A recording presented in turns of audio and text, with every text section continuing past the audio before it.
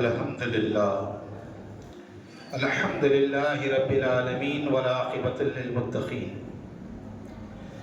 والصلاة والسلام على أشرف الأنبياء والمرسلين وعلى آله الطيبين الطاهرين وأصحابه الأكرمين وأولياء أمته أجمعين أما بعد قال الله تبارك وتعالى في شان حبيب إن الله وملائكته يصلون على النبي يا أيها الذين آمنوا صلوا عليه وسلموا تسليما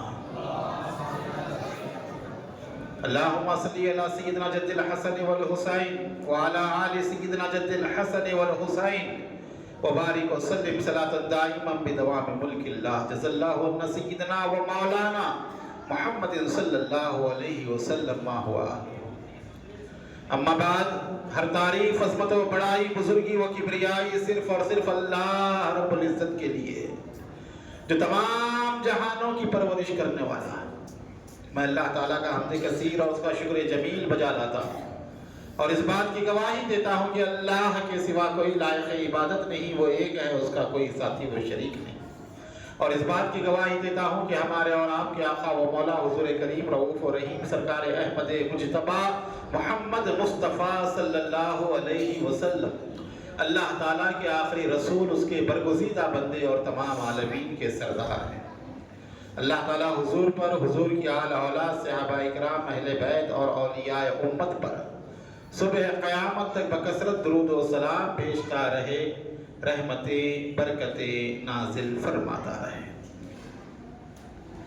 آئیے عقیدت و محبت کے ساتھ ہم اپنے آقا و مولا سرکار ولی نعمت سرور عالم صلی اللہ علیہ وسلم کی بارگاہ بے کس پناہ میں ایک دفعہ بآواز بلند درود پاک کا نذرانہ پیش کریں۔ پڑھیے درود پاک۔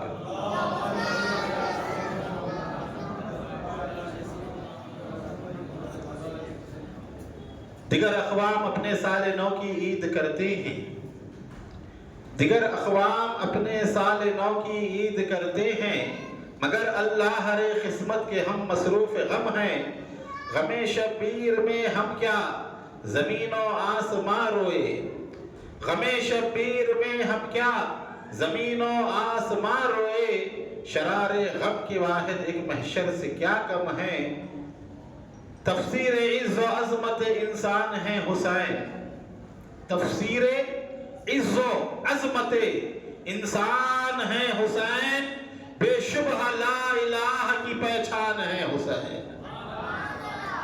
سمجھ میں آئے تو کہیں تفسیر عز و عظمت انسان ہے حسین، بے شبہ لا الہ کی پہچان ہے حسین۔ بسمل اگر نصیب ہو فہم رسا تو سن، بسمل اگر نصیب ہو فہم رسا تو سن، لا ریب ایک کھلا ہوا قرآن ہے حسین۔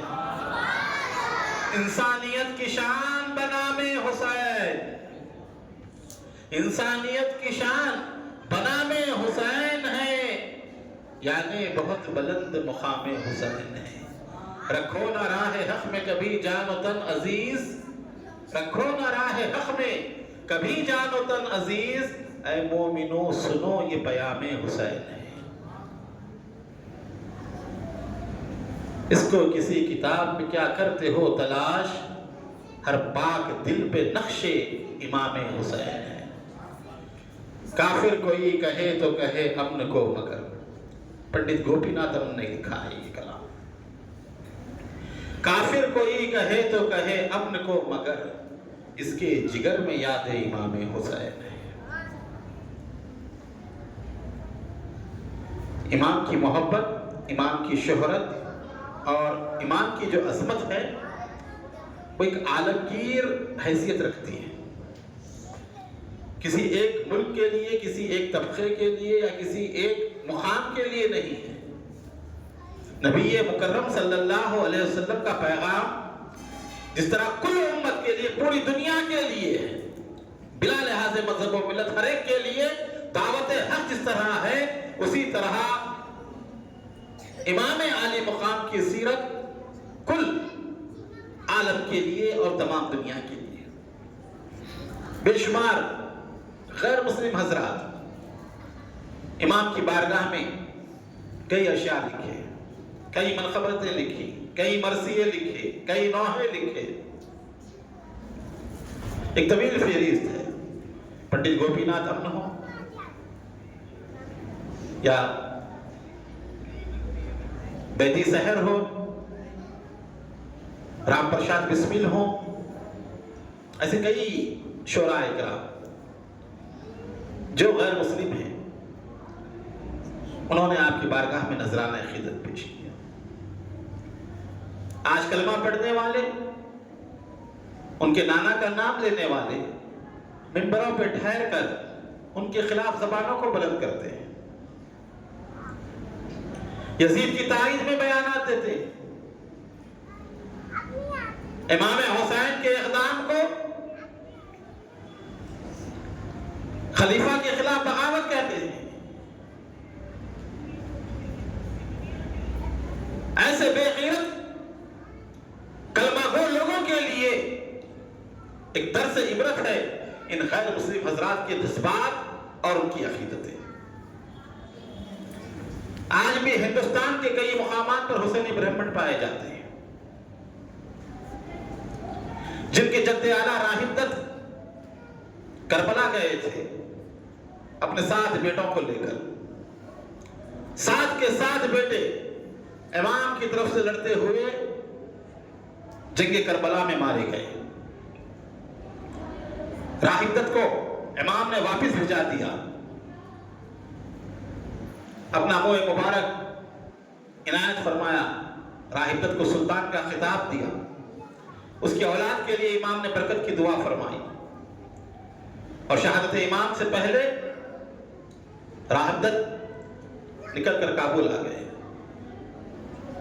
وہاں ان کی اولاد پھیلی، پھر وہاں سے ان کی نسل کے لوگ منتقل ہوتے ہوئے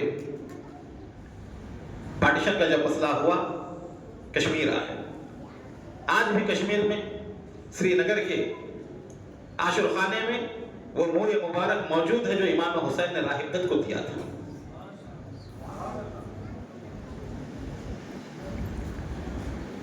گجرات، مہاراشٹر اور کئی مقامات پر ان کی اولاد پھیلی ہوئی ہے. یہ مشہور شخصیتیں جو آپ دیکھتے ہیں سنجے دت، سنیل دت وغیرہ، یہ بھی حسینی برہمن ہیں.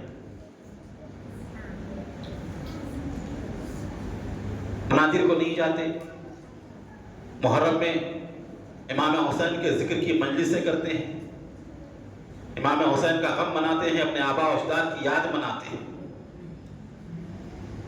بے انتہا لگاؤ ان حضرات کو. آج بھی بہت سارے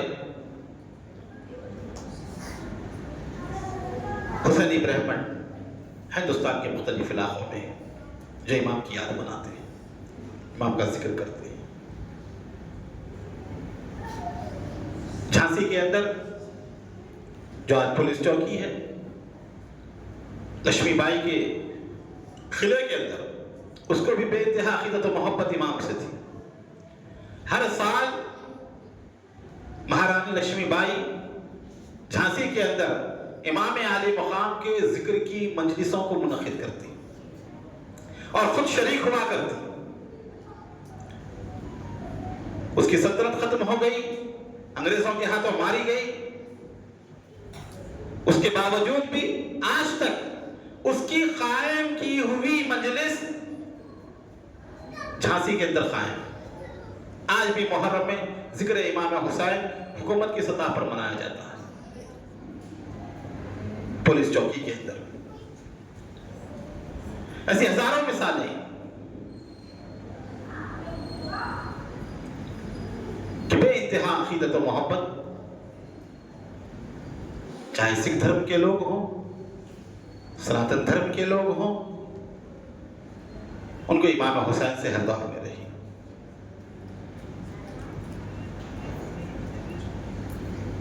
اور یہ بات یاد رکھے گا، حسین ابن علی کی وہ ذات ہے جس کے چاہنے والے ہر قوم میں ملیں گے. حسین وہ ذات ہے جس کے چاہنے والے ہر قوم میں ملیں گے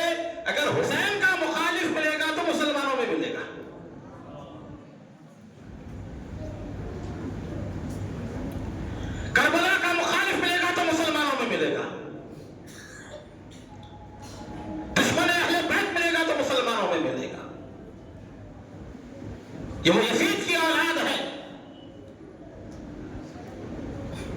کہ جو آج بھی امام کی یاد سے چڑھتی ہے، ان کے ذکر سے چڑھتی ہے، اعتراضات کرتی ہے، ان کے چاہنے والوں کے اوپر الزامات لگائے جاتے ہیں۔ تو آج یہ مسلم قوم کا حال ہے۔ امت تباہ و برباد اسی لیے ہوئی کہ اس میں اہل بیت کے دشمن پیدا ہوئے، علی کے دشمن پیدا ہوئے، حسن کے دشمن پیدا ہوئے، حسین کے دشمن پیدا ہوئے۔ اہل بیت کو کسی کافروں نے، عیسائیوں نے، یہودیوں نے، مجوسیوں نے تکلیف نہیں دی، اہل بیت کو کلمہ پڑھنے والوں نے تکلیف دی ہے۔ یہ کھلی حقیقت ہے۔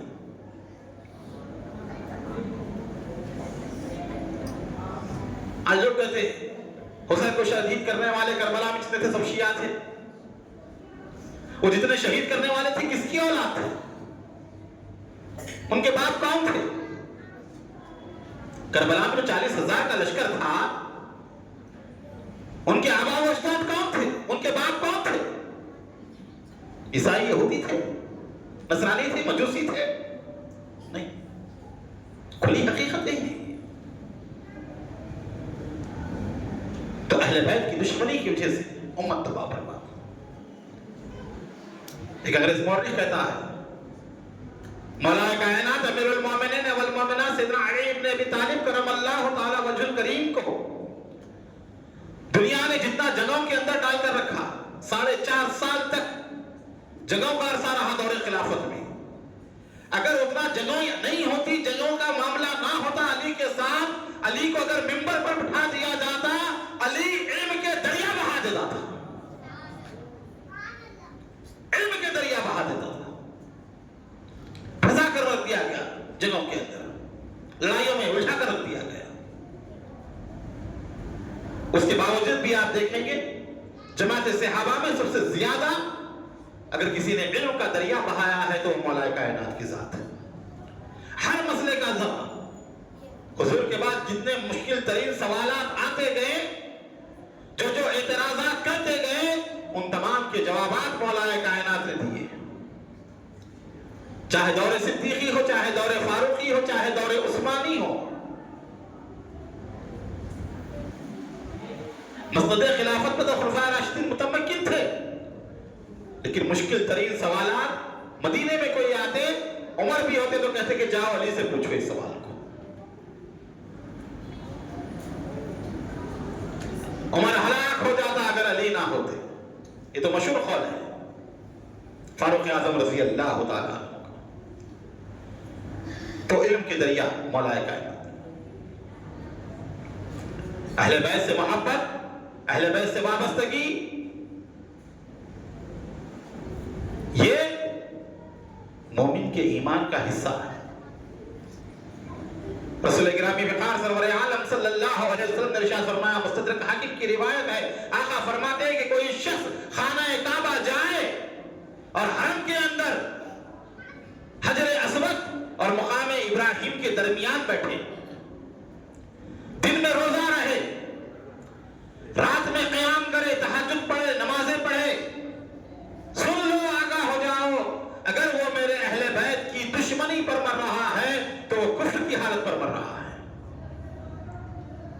حرم کی نمازیں بھی کام نہیں آتی، حجر اسود کے پاس بیٹھ کر ذکر کرنے کے اذکار بھی کام نہیں آتے، مقام ابراہیم جیسے مقدس مقام پر بیٹھ کر عبادت کرنا بھی کام نہیں آتا۔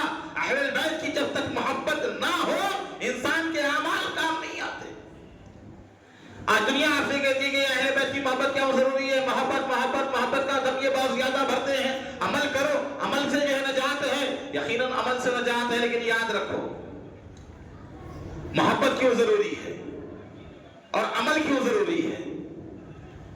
عمل کرنے سے جنت میں درجے بلند ہوتے ہیں انسان کے، ہے نا؟ رمضان میں سنتے ہیں حافظ قرآن سے کہا جائے گا، جس طرح دنیا میں قرآن پڑھتا تھا، قرآن پڑھتا جا، جنت کے درجوں پر چڑھتا جا، وہ ایک ایک آیت پڑھتا جائے گا، ایک ایک درجے پر چڑھتا جائے گا، آخری آیت پر جہاں پہنچے گا وہ اس کا آخری مقام ہوگا درجے کا۔ نماز پڑھے تو یہ چیز ملتی ہے، روزہ رکھنے سے یہ چیز حاصل ہوتی ہے، خیر خیرات سے یہ چیز ملتی ہے، یہ جنت کے دروازے بنے ہوئے ہیں سخیوں کے لیے، شہیدوں کے لیے، صدیقین کے لیے، ہر عمل کرنے بنانے کے واسطے ایک الگ دروازہ بنا ہوا ہے، یہ تمام چیزیں ہیں۔ عمل جو آپ کر رہے ہیں، عمل کی بنا پر جنت کے درجات بلند ہوتے ہیں۔ درجات بلند کرنے سے پہلے انسان کو کوشش کرنی چاہیے جنت میں جانے کی۔ جائے گا تو درجے ملیں گے یا باہر سے ملیں گے؟ جی، جنت میں جائے گا تو درجے ملیں گے۔ جنت میں ہی نہیں گیا، زندگی بھر نمازیں پڑھتا رہا، زندگی بھر تمام سفر کرتا رہا، انٹری نہیں کیا، باہر لٹکا کے کھڑے ہو جا بولے کیا کرے گا؟ اندر بڑا محل بنا ہوا ہے، جا ہی نہیں سک رہا ہے، باہر ہی روک دیا گیا۔ تو جنت میں جانے والا عمل کون ہے؟ تو رسول اللہ صلی اللہ علیہ وسلم نے ارشاد فرمایا، حسن و حسین کے سر پر ہاتھ رکھ کر کے جس نے مجھ سے، ان دونوں سے، ان کے ماں باپ سے محبت کی، وہ میرے ساتھ جنت میں جائے گا۔ محبت جنت میں پہنچاتی ہے۔ جب جنت میں پہنچیں گے تو جو عمل کیے ہیں وہ درجے دیکھیں گے۔ تو محبت اس لیے ضروری ہے اہل بیت کی۔ محبت نہیں ہے تو پھر داخلہ ہی کہاں ہوگا؟ پوری روایتیں حضور نے جو بیان فرمائی ہیں، احادیث ہیں، یہ بھی کوئی موضوع روایتیں یا منفرد روایتیں نہیں ہیں۔ سرکار نے ہر جگہ ان کی عظمت کو بیان فرمایا۔ حجۃ الوداع ہوا، آخری حج ہوا، خطبہ حج ارشاد فرمایا رسول اللہ نے، 1,00,000 سے زیادہ صحابہ کرام کا مجموعہ تھا، 1,00,000 سے زیادہ۔ غدیر خم کے موقع پر رسول اللہ نے ارشاد فرمایا، خالی ایک ہی سنائی جاتی ہے آپ کو غدیر خم کی، من کنت مولا فعلی المولا۔ رسول پاک سرور عالم نے اس سے پہلے ارشاد فرمایا غدیر خم کے موقع پر، انا تارک فیکم الثقلین، اے لوگوں میں تمہارے درمیان 2 بھاری چیزیں چھوڑے جا رہا ہوں۔ کس سے خطاب ہے؟ ہم سے، آپ سے؟ بولیے کس سے خطاب ہوا؟ زور سے بولیے، ڈرنے کی بات نہیں ہے۔ 1,00,000 سے زیادہ صحابہ اکرام، خلفائے راشدین بھی اس میں موجود ہیں، عشرۂ مبشرہ بھی اس میں موجود ہیں، اصحاب بدر بھی اس میں موجود ہیں، اصحاب احد بھی اس میں موجود ہیں، حدیبیہ کے لوگ بھی اس میں موجود ہیں، غزوہ تبوک والے بھی اس میں موجود ہیں، خندق والے بھی اس میں موجود ہیں، خیبر والے بھی اس میں، تمام کے تمام موجود ہیں۔ تمام صحابہ اکرام کا مجموعہ آخری حج سرکار نے، حضور نے آخری مرتبہ خطبہ دے ارشاد فرمایا، کل صحابہ اکرام کے سامنے 2 چیزیں میں تمہارے درمیان چھوڑے جا رہا ہوں، انہیں مضبوطی سے پکڑے رہو، کبھی گمراہ نہیں ہوگے۔ کس سے خطاب ہے؟ صحابہ کو حکم دیا گیا اہل بیت کو مضبوطی سے تھامے رہو، کبھی گمراہ نہیں ہوں گے۔ اولہما کتاب اللہ فیہ الہدی والنور، پہلی چیز کیا ہے؟ اللہ کی کتاب ہے جو ہدایت ہے، جو نور ہے۔ پھر اس بار فرمایا اذکرکم اللہ بأہل بیت، اللہ سے ڈرو میرے اہل بیت کے معاملے میں، اللہ سے ڈرو میرے اہل بیت کے معاملے میں، اللہ سے ڈرو میرے اہل بیت کے معاملے میں، میرے بعد ان کے ساتھ کوئی جو ہے ایسی ویسی حرکت نہ کرنا، انہیں تکلیف نہ دینا، ان کی بے ادبی گستاخی نہ کرنا، انہیں اذیت نہ پہنچانا۔ یہ جماعت صحابہ سے خطاب ہو رہا ہے، صبح قیامت تک کے ایمان والوں سے خطاب ہو رہا ہے۔ اللہ کا واسطہ دو، ڈرو اہل بیت کے معاملے میں، ڈرو اہل بیت کے معاملے میں۔ ابو بکر صدیق رضی اللہ عنہ فرماتے ہیں کہ خیمے میں حضرت علی سیدہ فاطمہ حسنین کریمین تھے، حضور بیان فرماتے ہیں اور کہتے کہ جس نے خیمے والوں سے دشمنی کی اس نے مجھ سے دشمنی کی، جس نے ان سے دوستی کی اس نے مجھ سے دوستی کی، انہوں نے جس سے صلح کی میں اس سے صلح کروں گا، انہوں نے جس سے جنگ کی میں اس سے جنگ کروں گا۔ اتنی واضح طور پر حضور نے بار بار اہل بیت کے متعلق وصیت کی، اس کے باوجود بھی اہل بیت کے ساتھ ایسا معاملہ کیا گیا، اس طرح کی اذیتیں دی گئی، تکالیف دی گئی۔ تو اہل بیت سے محبت، نسبت، وابستگی اتنی چھڑا دی گئی لوگوں کو، ایسا ظاہر بنا دیا گیا لوگوں کا کہ آج کوئی اہل بیت کا نام لیتا ہے تو کہتے ہیں کہ شیعہ ہو گیا، شیعوں کا طریقہ ہے، مائل بشیت ہے، نئی اصطلاح ہے، شیعت کی طرف مائل ہے۔ مائل کیوں ہو رہا ہے؟ وجہ کیا ہے اس کی؟ تم نے اہل بیت کی روایتوں کو چھپا دیا، کتابوں کے اندر بند کر دیا، لوگوں کو بیان نہیں کیا۔ تمہارا بچہ بڑا ہو جاتا ہے، اہل بیت کے بارے میں جانتا بھی نہیں، ان کی شان کیا ہے، شوکت کیا ہے، جب غیروں سے سنتا ہے تو ان کی طرف مائل ہو جاتا ہے، تب کہتے ہیں کہ مائل بشیت ہو گیا۔ اگر سناتے، بیان کرتے اہل بیت کی شان تو پھر وہ کیوں ہوتا؟ آپ کو ایک دسترخوان پہ تمام چیزیں مل جائیں تو آپ دوسرے دسترخوان پہ نہیں جاتے۔ آپ کو کوئی چیز نہیں مل رہی ہے تو آپ دوسری طرف جاتے ہیں، یہاں پر نہیں ہے، ہمیں دوسری طرف جانا چاہیے۔ فضائل اہل بیت کو چھپایا گیا، بیان نہیں کیا گیا ہے، کتابیں بھری ہوئی، ہر چیز لکھی ہے علماء نے۔ صحاح ستہ کے علاوہ دیگر جتنی حدیث کی 20 کتابیں ہیں، شاید ہی کوئی ایسی کتاب ہو جس میں اہل بیت کا ذکر نہ ہو، لیکن بیان نہیں کیا۔ یہ بدقسمتی ہے۔ ہمارے ائمہ نے تو جانے دے دی اہل بیت کی محبت میں، ان کا دم بھرنے کی وجہ سے امام اعظم ابو حنیفہ کو قید میں ڈالا گیا، کئی دن تک قید میں رہے۔ وجہ کیا تھی؟ قاضی کا عہدہ انہوں نے قبول نہیں کیا تھا۔ اب اندازہ لگائیں، قاضی کا کوئی اگر عہدہ قبول نہ کرے تو اتنی بڑی سزا دی جاتی ہے، اس کو جیل میں ڈال کر زہر دیا جاتا ہے، مار دیا جاتا ہے۔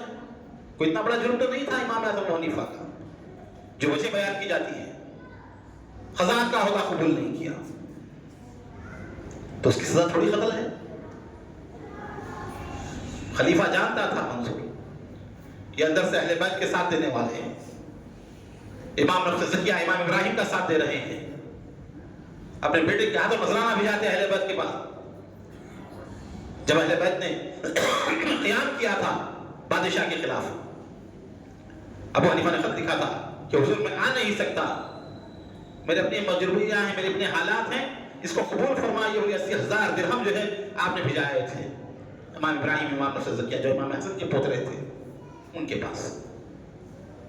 یہ بادشاہ کو معلوم تھی باتیں تمام، یہ اندر سے اہل بیت کے چاہنے والے ان کی طرف ملے ہوئے ہیں، پکڑنا چاہ رہے تھے، ہلا بنا دی، قاضی بنو، نہیں بنتے، اندر ڈال دیا گیا، زہر دے دیا گیا، اسی محبت میں آپ نے اس زہر کو کھا دیا۔ شہادت ہوئی ابو حنیفہ کی، اہل بیت۔ یہ تو حنفیوں کا ورثہ ہے، احناف کے اوپر، حنفیوں کے اوپر محبت اہل بیت غالب ہے۔ آج خارجیت کو، ناصبیت کو غالب کر دیا گیا حنفیوں کے اوپر۔ جو اپنے آپ کو حنفی مدرسے سمجھتے ہیں وہ تو نام ہی نہیں لیتے اہل بیت کا۔ امام شافعی کو کہا گیا، امام مالک کو کہا گیا۔ تو اہل بیت کی محبت، ان سے نسبت، ان کی تعلق مضبوط رکھے، کسی کہنے والے سے ڈرے نہیں، اپنے بچوں کو سکھائیں۔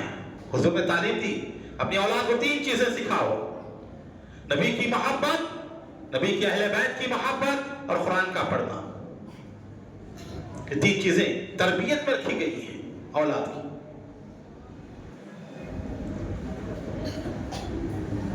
اہل بیت میں ممتاز ترین جو ذات ہیں وہ پنجتن، حضور کی تمام بیویاں اہل بیت میں، اہل سنت کی ہیں، حضور کے تمام صاحبزادے، تمام صاحبزادیاں اہل بیت میں ہیں، گھر میں جو رہے حضور کے وہ سب اہل بیت میں ہیں۔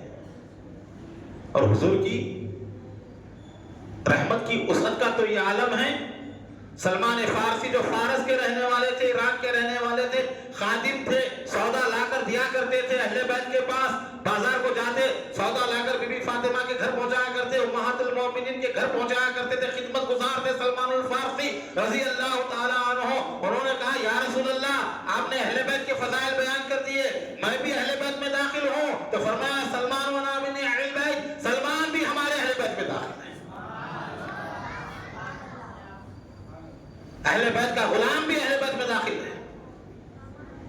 اسی لیے جو اہل بیت کا غلام ہوتا ہے اس کو بھی زکات نہیں دی جاتی کہ اسے تعلق رکھتا ہے وہ اہل بیت سے. تو یہ اہل بیت کی شان. اب پنجتن حضور نے خصوصی طور پر انہیں چادر اڑھائی، ابا جسے کہتے ہیں، کہا اے حسن آؤ، اے حسین آؤ، فاطمہ آؤ، علی آؤ.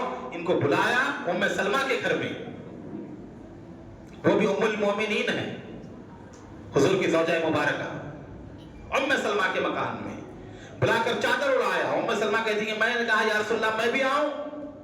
کہا نہیں، تم خیر پر ہو، تم پہلے ہی سے ہو، تم تو گھر والی بھی گھر میں ہی رہتی ہو، تم تو خیر پر ہو. پھر اس کا سرکار نے چادر اڑا کر گیٹھی ڈالی اور فرمایا اللہم ہؤلاء اہل بیتی، اے اللہ یہ میرے اہل بیت ہیں.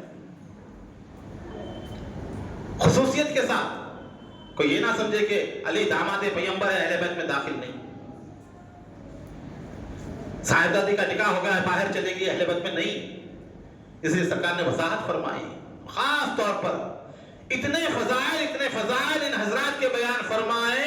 بعد میں یہ کیفیت ہو گئی جہاں اہل بیت کا نام لیا جاتا ہے یہ 5 ہی ذاتیں ابھر کر آتی ہیں، محمد، علی، فاطمہ، حسن و حسین، پنجتن جنہیں کہا جاتا ہے.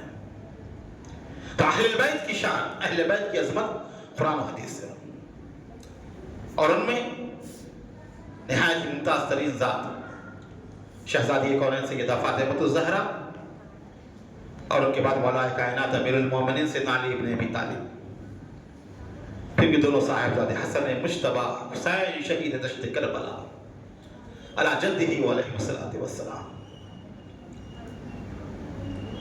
مختصر سا ذکر آج امام حسن مجتبی کا. حسن کون ہے؟ حسن کی شان کیا ہے؟ ابھی ہماری مجالس سے امام حسین کے ذکر سے ہی منسوب، کیونکہ 5 ربیع الاول کو آپ نے یوم شہادت ہے تو اس کا اہتمام نہیں کیا جاتا. ہمارے پاس میلاد النبی کے کاموں میں لگے رہتے ہیں لوگ. امام حسن کے ذکر کی مجالس منعقد نہیں کی جاتی. امام حسین کی فاتحہ نظر و نیاز کا اہتمام اتنا نہیں کیا جاتا جتنا امام حسین کا کیا جاتا ہے. یہ حقیقت ہے. یہ لوگ یاد نہیں کرتے اتنا امام حسن مجتبی کو. اب امام حسین کی شان و فضیلت عظمت تو سنتے ہی رہتے ہیں. یہ اشراف امام حسین کی عظمت کا ہے. حضرت پیر صاحب فرماتے ہیں حسن کا مقام کیا ہے؟ آپ جتنی امام حسین کی فضیلتیں سن لیں یا سن چکے ہیں، 33 سال سے بھی آنے والے ہیں، بہت سارے بچے تو بڑے ہو گئے ہیں، جو کم سن بچے تھے بالغ ہو گئے، صاحب اولاد بھی ہو گئے ہیں، جو ان مجالس میں آیا کرتے تھے. سمجھے آپ؟ عمر گزر گئی ذکر سنتے سنتے. تو جتنی بھی حسین کی فضیلتیں ہیں وہ ایک طرف رکھیں آپ. اس کے بعد یہ پیر صاحب کے اشعار سنیں. پیر صاحب فرماتے ہیں، چراغ گولڑا نصیر الدین نصیر رحمۃ اللہ تعالی علیہ فرماتے ہیں کہ حسن کو بادشاہ خاص و عام کہتے ہیں. حسن کو بادشاہ خاص و عام کہتے ہیں، علی کا نائب و قائم مقام کہتے ہیں. حسن کو بادشاہ خاص و عام کہتے ہیں، علی کا نائب و قائم مقام کہتے ہیں. دلیل ایک ہی کافی ہے ان کی عظمت کو، انہیں حسین بھی اپنا امام کہتے ہیں. پوری دنیا حسین کو امام کہتی ہے، اور حسین کا امام ہے تو وہ حسن ابن علی ہے. حسین کے امام کا نام ہے حسن. حسین کے امام کا نام ہے حسن. بھائی ہونا الگ ہے خاندانی رشتے کے لحاظ سے، امامت میں بھی علی کے بعد اگر کسی کو مقام ہے تو حسن مجتبی کو ہے. ان کے بعد امام حسین امام ہے. تو دلیل ایک ہی کافی ہے ان کی عظمت میں، انہیں حسین بھی اپنا امام کہتے ہیں. خاندان نبوت کا پہلا چشم چراغ بی بی فاطمہ مولا علی کے گھر کی پہلی بہار. آپ تو دیکھتے ہیں شادیاں ہوتی ہیں، لوگ شادی ہونے کے بعد انتظار میں رہتے ہیں، پوچھتے کیا ہے خوشخبری، کیا ہے خوشخبری، کیا ہے خوشخبری، تشویش لگی ہوئی رہتی ہے. 1-2 سال گزر گئے، دعاؤں کا سلسلہ، درگاہوں کا سلسلہ، ملاؤں کا سلسلہ وہ بھی شروع ہو جاتا، تعویذات وہ بھی شروع ہو جاتے، اولاد نہیں ہو رہی، اولاد نہیں ہو رہی. لوگوں کو شادی کی بھی اتنی فکر نہیں جتنی اولاد کی فکر ہوتی ہے. کسی کی شادی کی نہیں ہو رہی تو اس کی فکر نہیں کرتی، شادی کرنا چاہیے، عمر بڑھ جا رہی ہے، شادی کریں، خاموش بڑھ جاتے ہیں. شادی ہو جاتی ہے پھر اس کے بعد یہ سلسلہ چلتا ہے. جنگ بدر ہوئی، آقا کریم مدینہ منورہ تشریف لائے، بڑے بڑے صحابہ کرام نے پیغام بھیجا سیدہ کے متعلق. بہت ساری ہستیاں مشہور بولے کہ ہم سیدہ سے نکاح کرنا تھا. سرکار خاموش رہے، سرکار کسی کو جواب نہیں دیے. ام ایمن جو جناب عبداللہ کی خادمہ تھی، حضور کے والد کی، انہوں نے کہا اے علی تم کیوں نہیں دیتے بیان؟ سرکار خاموش ہے، کسی کو سرکار نے جواب نہیں دیا ابھی تک. پیغامات آ رہے ہیں شہزادی کے لیے.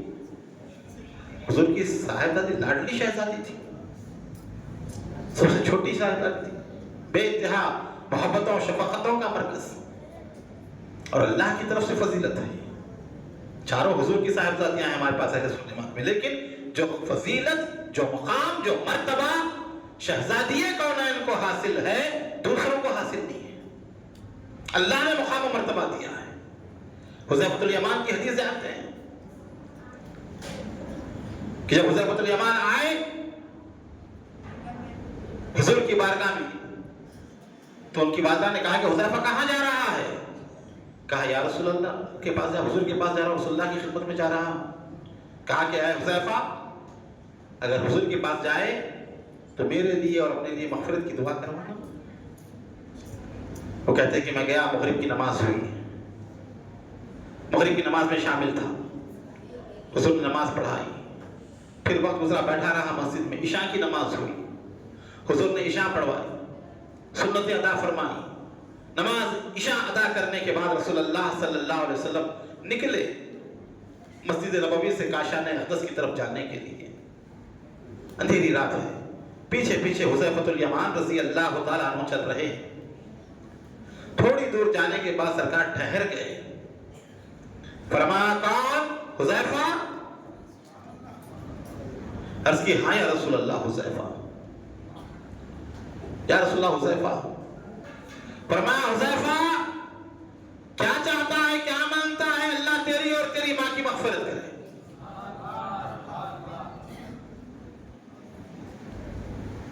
کیا چاہیے، کیا مانگتا جائے؟ اللہ تیری اور تیری ماں کو بخش دے، مغفرت کرے. ہاتھ جوڑ کر کہا یا رسول اللہ جو مانگنے آیا تھا تو وہ بھی مانگ عطا فرمایا.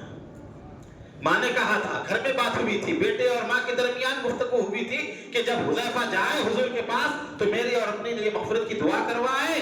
تو حضور پاک صلی اللہ علیہ وسلم آتے ہیں حضور کی بارگاہ میں تو پہلے ہی سرکار ان کو بشارت دے رہے کہ تیری اور تیری ماں کی مغفرت ہو. پھر اس کے بعد کہا حذیفہ جانتے ہو آج کی رات کیا ہوا؟ رازدار صحابی تھے، سرکار نے پورے منافقوں کے نام بتا دیے تھے حذیفہ کو. جماعت صحابہ میں کون کون منافق ہیں اس سوائے حذیفہ کے کوئی نہیں جانتا تھا، اور منع کر دیے تھے بتانا نہیں کسی کو. امیر المومنین عمر بن خطاب رضی اللہ تعالیٰ عنہ اسی آدمی کی نماز جنازہ میں شرکت فرماتے جس کے جنازے میں حذیفہ ہوتے. جس کے جنازے میں حذیفہ نہیں جاتے، عمر بن خطاب نماز کے لیے نہیں جاتے، کہتے پڑھا دو تم لوگ، کیونکہ ان کو معلوم تھا. بلکہ کئی صحابہ اگر پوچھتے اے حذیفہ کہو کہ ہمارا نام تو منافقوں میں نہیں ہے، تو بولتے نہیں ہے تمہارا نام نہیں ہے. تو وہ حذیفہ جنہیں راز کی سرکار باتیں بیان. کہا حذیفہ جانتا ہے آج رات کیا ہوا؟ عرض کی یا رسول اللہ کیا ہوا؟ فرمایا آج کی رات اللہ تعالیٰ نے آسمان سے زمین پر وہ فرشتہ بھیجا جو دنیا کے بننے سے آج تک کبھی نہیں آیا تھا. پہلی مرتبہ اس نے اجازت مانگی پروردگار کی بارگاہ میں کہ میں حضور کی بارگاہ میں حاضر ہونا چاہتا ہوں، سلام پیش کرنا چاہتا ہوں رسول اللہ کی بارگاہ میں. اللہ نے اجازت عطا فرمائی، فرشتہ آسمان سے اترا، زمین پر آیا، رسول پاک سرور عالم کی خدمت میں حاضر ہوا. عرض کیا یا رسول اللہ، اللہ سلام فرماتا ہے، میری طرف سے بھی آپ کی خدمت میں سلام عرض ہے. یا رسول اللہ، اس سلام کے ساتھ ساتھ اللہ نے بشارت دینے کا حکم فرمایا ہے، اللہ نے خوشخبری بھیجائی ہے آپ کے لیے. اللہ تعالیٰ ارشاد فرماتا ہے، اے میرے پیارے مصطفیٰ، اے حبیب پاک، آپ کو مبارک ہو، آپ کے لیے بشارت ہے، آپ کے لیے خوشخبری ہے. کہا کیا خوشخبری ہے؟ کہا اللہ فرماتا ہے آپ کی بیٹی سیدہ طیبہ طاہرہ فاطمہ زہرا کو اللہ نے تمام جنتی عورتوں کا سردار بنا دیا ہے.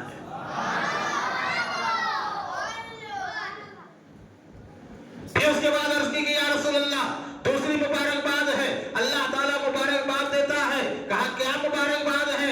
اللہ نے ارشاد فرمایا ہے آپ کے دونوں نواسے حسن اور حسین کو اللہ نے تمام اہل جنت کا سردار بنا دیا ہے. اس سے بڑھ کر کیا ہوگا مقام؟ جس جنت میں پورے ہوں گے بلا نام کی تخصیص کے، ہر کوئی اسی جنت میں ہوگا، اسی جنت کے سردار کا نام حسن و حسین ہے. یہ شان ہے ان کی، یہ مقام اللہ نے عطا فرمایا. شیعہ ذاکروں کے پڑھنے سے ان کا مقام نہیں بڑھا ہوا، سنیوں کی منقبتیں پڑھنے سے ان کا مقام بڑا نہیں ہوا. اللہ نے ان کے مقام کو بلند فرمایا ہے.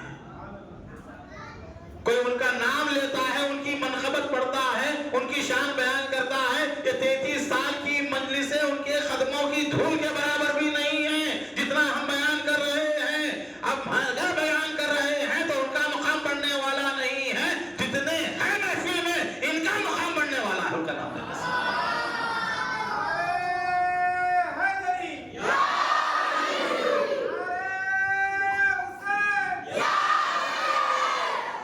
ہم تو در کے غلام ہیں، نوکر ہیں، بلکہ نوکر کے نوکر ہیں.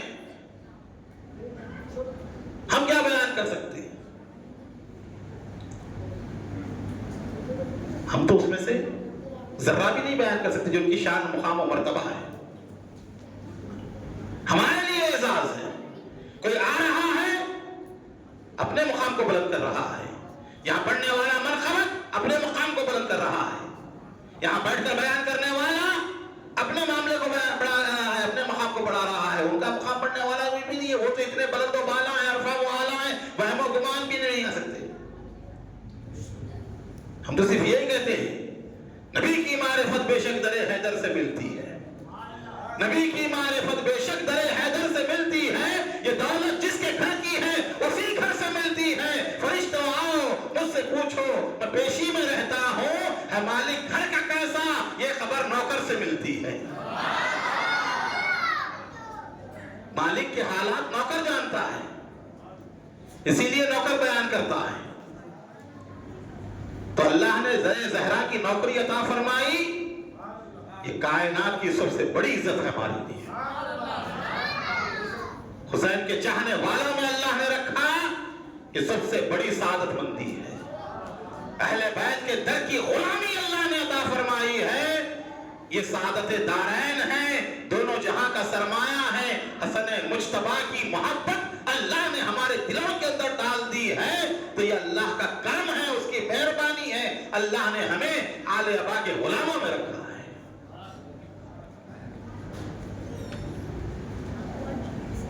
یہ وقت ضائع جانے والا نہیں ہے. جہاں بیٹھ کر اہل بیت کا ذکر سن رہے ہیں، یہ عظیم ذکر کی مجلس ہے، ان کے فضائل مناقب. تو حسن مجتبیٰ آقا کریم سرور عالم صلی اللہ علیہ وسلم کو اطلاع دی گئی 15 رمضان 3 ہجری بروز پیر یا منگل ولادت باسعادت ہوئی. حضور کو اطلاع دی گئی یا رسول اللہ شہزادی کے گھر میں شہزادہ آیا ہے.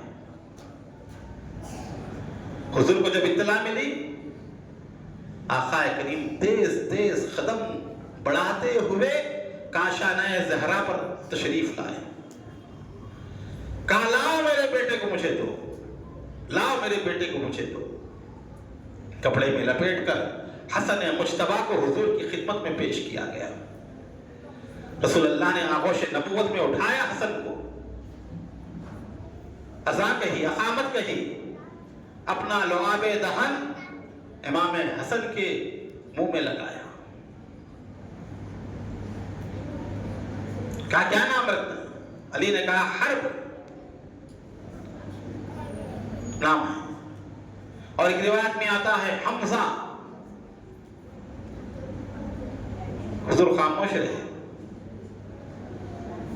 علی کو کیونکہ بہادری سے نسبت تھی، حرب کہتے ہیں جنگ کو، لائے تو جنگجو ہو بچہ، بہادر ہو، اس نیت کے ساتھ آپ نے کہا حرب. یا چچا کا نام اپنے حمزہ.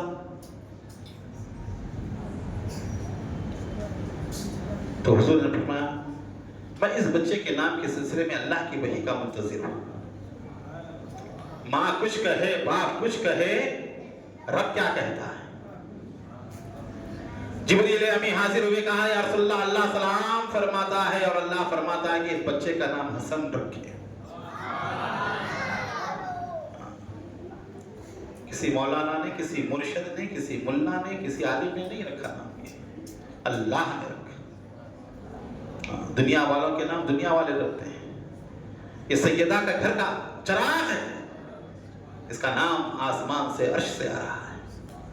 حسن، حضور نے حسن رکھا. ساتھ میں 3 عقیقہ فرمایا، 2 دبے ذبح کیے. اب دعوت کی گئی، بال اختص نکالے گئے اور جو ہے آپ کی تربیت شروع ہوئی. سید سب سے پہلے آپ کو کہا گیا اور اعلان فرمایا سرکار نے آپ کی سیادت کا. لفظ سید وہیں سے شروع ہوا خاندان کے لیے. ممبر مبارک پر بیٹھے ہوئے صحیح بخاری کی حدیث ہے، امام حسن سرکار کے پہلو میں ہے، حسن مجتبیٰ. حضور فرماتے ہیں یہ میرا بیٹا سید ہے. حضور سے کہو یہ میرا بیٹا سید ہے، سردار ہے، آقا ہے، مولا ہے، بادشاہ ہے، سید ہے. پھر اس کے بعد فرمایا اللہ اس کے ذریعے مسلمانوں کی 2 بڑی جماعتوں میں صلح کرائے گا. ادھر کیا کرائے گا؟ کس میں؟ کس کی؟ مسلمانوں کی. مسلمانوں کی 2 بڑی جماعتوں میں صلح بعد میں ہوئی 50 سال کے بعد. مسند خلافت پر آئے، اس کے بعد جو ہے 6-7 مہینے رہے، پھر اس کے بعد حالات ایسے ہوئے صلح کرنا پڑا. تو سرکار نے صلح کا ذکر بعد میں کیا، آپ کی سیادت کا ذکر پہلے کیا. صلح کرنے سے سید نہیں ہے، تخت و تاج چھوڑنے سے سید نہیں ہے، حکومت پر بیٹھنے سے سید نہیں ہے. لوگ تخت پر بٹھا کر سید بناتے ہیں، سردار بناتے ہیں. اصل وہ ہے جس کو مصطفیٰ نے پیدا ہوتے ہی سردار بنا دیا ہے. حسن خلافت کا محتاج نہیں ہے، خلافت حسن کی محتاج ہے. حسن تخت و تاج کا محتاج نہیں ہے، تخت و تاج حسن کے محتاج ہے. یہ سید ہے، پہلے سید ہے، بعد میں صلح کرنے والا ہے. صلح کرنے سے سید نہیں ہوگا، پہلے سے سید ہے. تو آپ کو سید کا لقب حضور نے دیا. پھر اس کے بعد آپ کا طیب، پاکیزہ، ظاہری و باطنی طہارت جس طرح رسول کو حاصل ہے اسی کا اثر حسن مجتبیٰ میں تھا. اسی لیے آپ کو طیب بھی کہا گیا، تقی کہا گیا، صفت اللہ کہا گیا، زکی کہا گیا، شبیہ رسول. محمد بن ضحاک فرماتے ہیں حسن ابن علی کا چہرہ حضور کے چہرے کی طرح تھا. رخ مصطفیٰ ہے وہ آئینہ کہ ویسا دوسرا آئینہ، نہ ہماری بزم خیال میں نہ دکانیں آئینہ ساز میں. بے مثل چہرہ، بے مثال چہرہ، خدا کی قدرت کا شاہکار ہے نا. کارخانہ قدرت میں پھر ویسا چہرہ ہی نہیں بنا.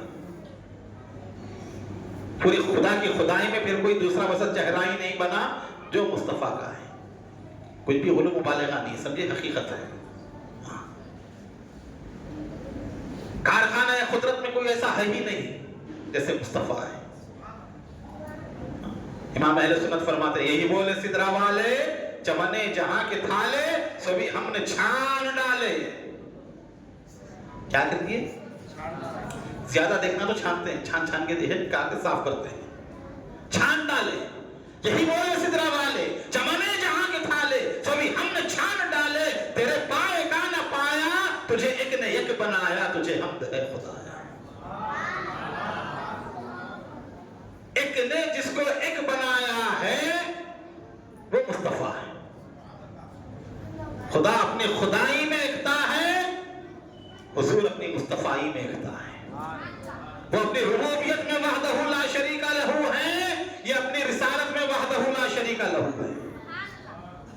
ان کا کوئی ساتھی وہ شریک نہیں. بے مثل بے مثال، بے مثل بے مثال وہ ذات حضور کی. تو محمد بن زہاق کہتے ہیں کہ حضور کی شباہت حسن مشتبہ کے اندر تھی. سب سے زیادہ دنیا میں کائنات میں حضور کی طرح کوئی ذات تھی چہرے کے لحاظ سے تو وہ امام حسن کی ذات تھی. اور حضور کے جسم کی طرح امام حسین کا جسم تھا. حسن کا چہرہ حضور کی طرح تھا، حسین کا جسم حضور کی طرح تھا. تو یہ دونوں شبیہ پیغمبر. اور ایک حوالے سے لکھا ہے بی بی فاطمہ حسن مشتبہ کو لے کر بیٹھتی، گود میں حسن ہوتے جسے بچوں کو سہلاتی چٹکیاں دیتی ہے نا، چٹکیاں دیتی حسن کو لے کر اور کہتی میرے باپ کی قسم،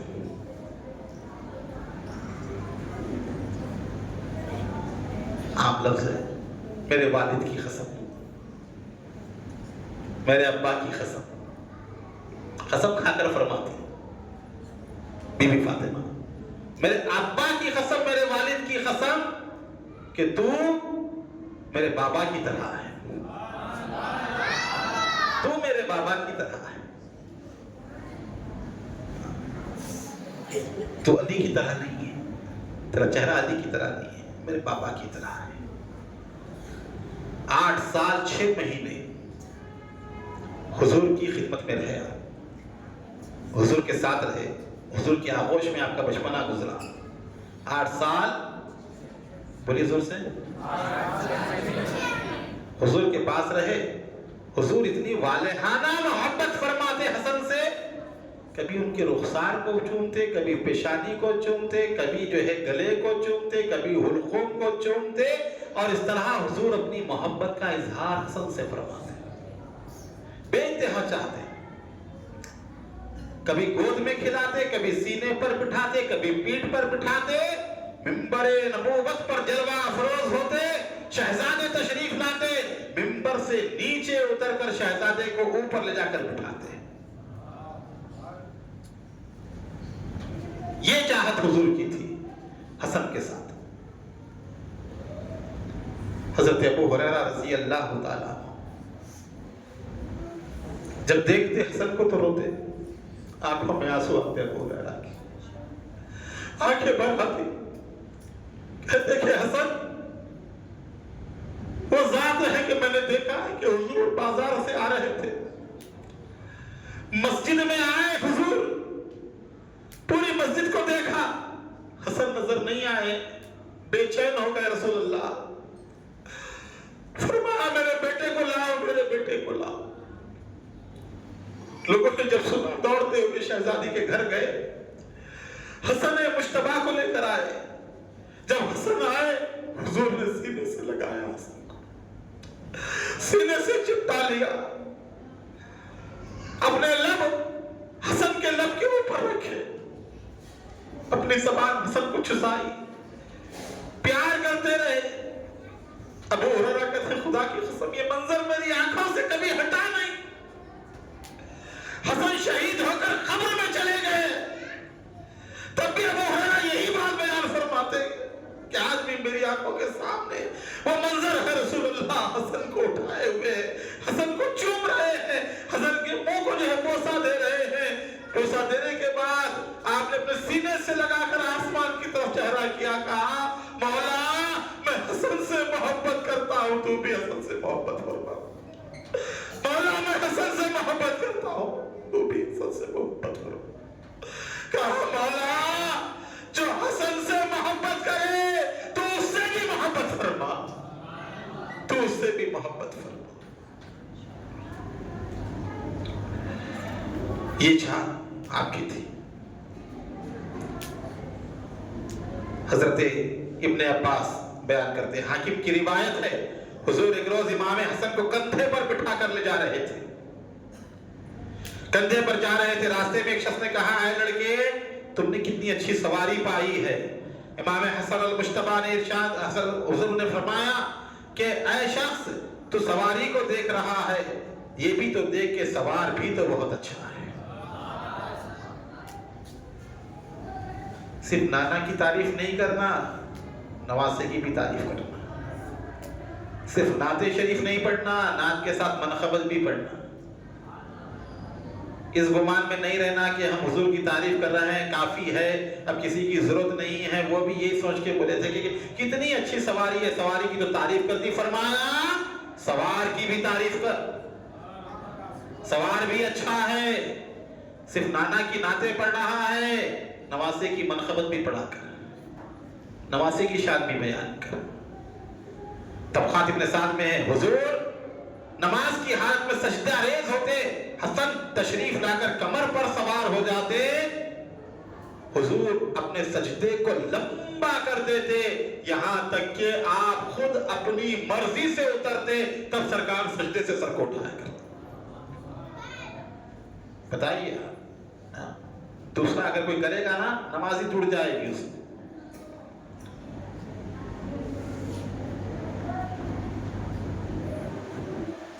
ترک واجب،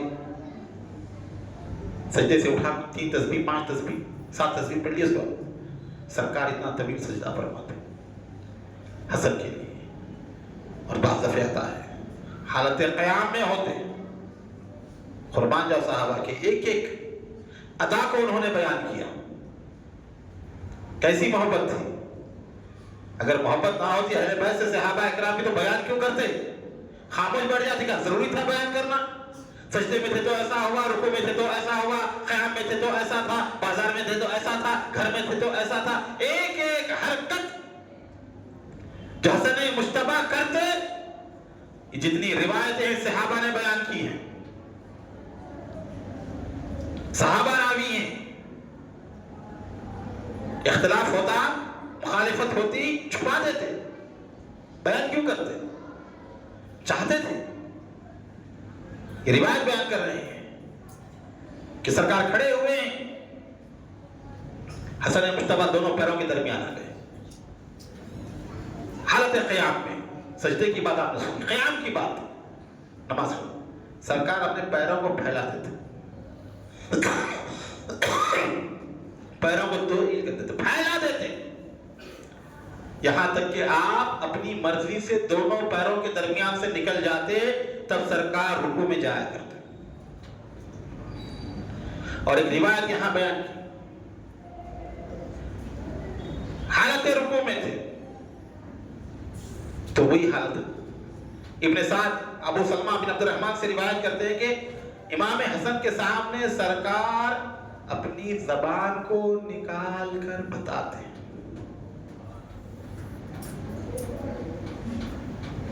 وہ زبان جس کو سب کن کی کنجی کہے، ہے نا، کن کی کنجی، اس کی نافذ حکومت پہ لاکھوں سلام۔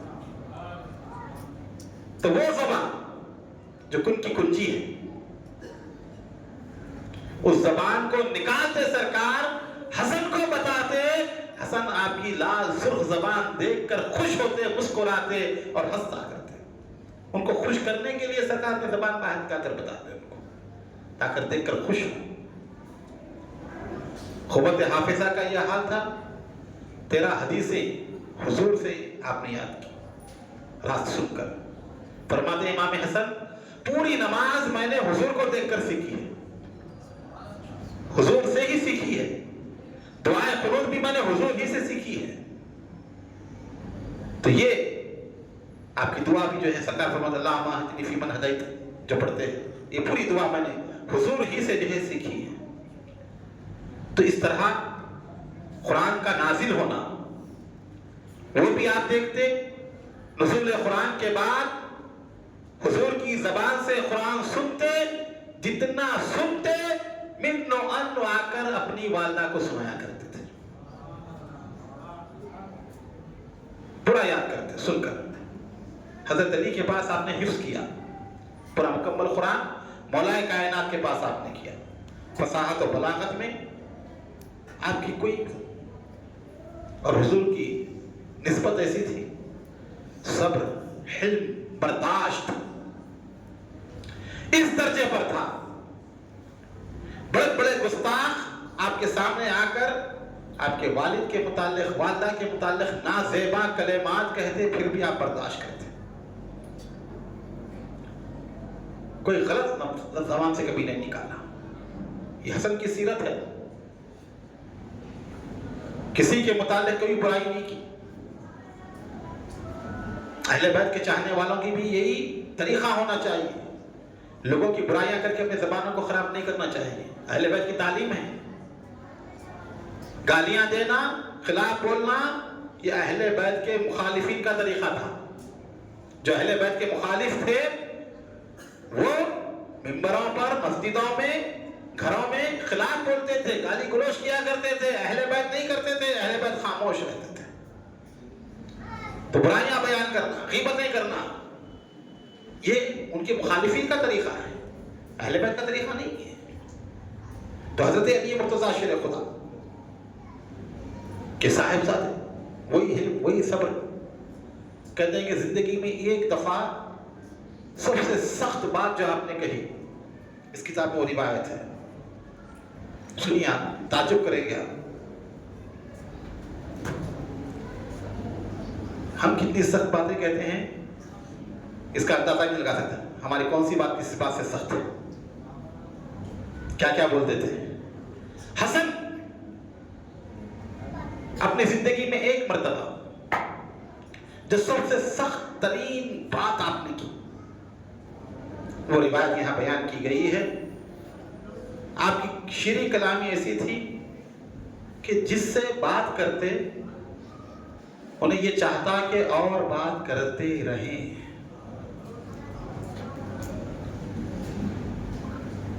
بات سننا ہی چاہتا، آپ کی سننا ہی چاہتا، ایسی پیاری گفتگو تھی۔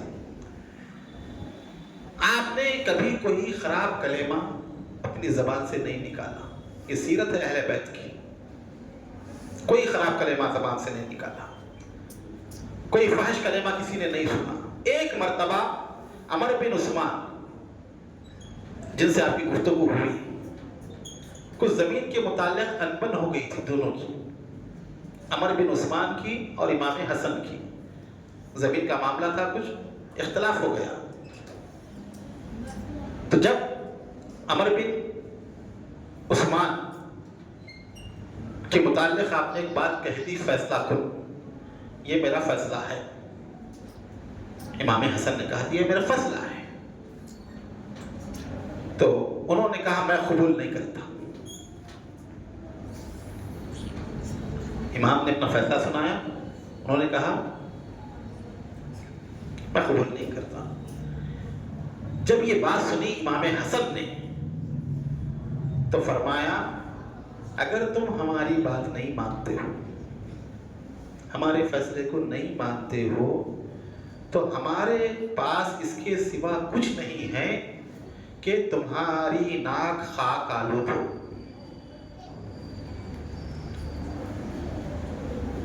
بس یہی ایک سخت کلمہ آپ نے اپنی زندگی میں کہا تھا.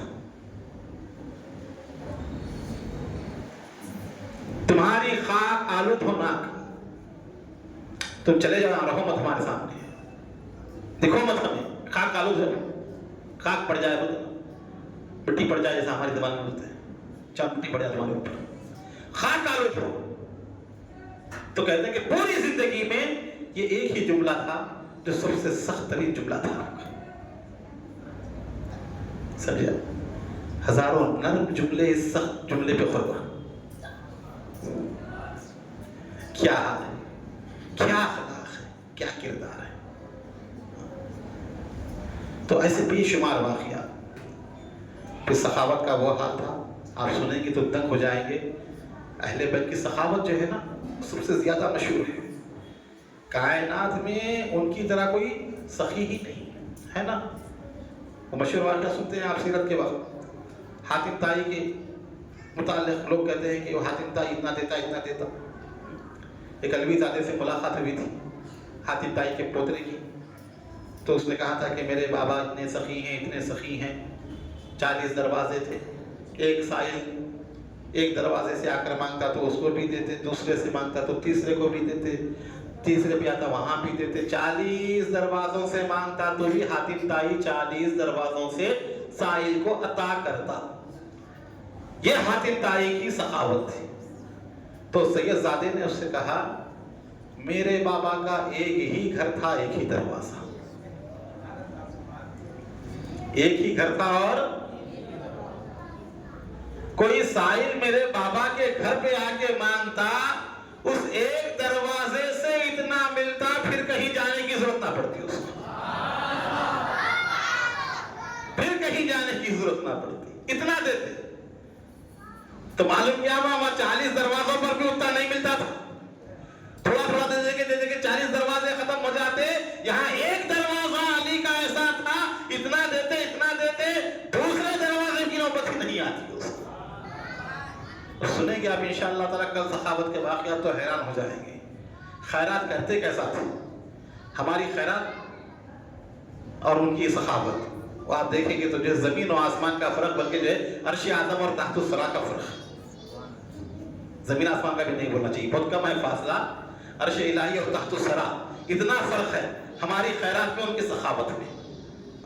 انشاءاللہ کل کی مجلس میں بھی ذکر حسن مجتبیٰ علی جدہ الاسلام ہوگا. وصلی اللہ تعالیٰ علی خیر خلقہ سیدنا محمد وعلی آلہ وصحبہ اجمعین. کھڑے ہو جائیے. الصلاۃ والسلام.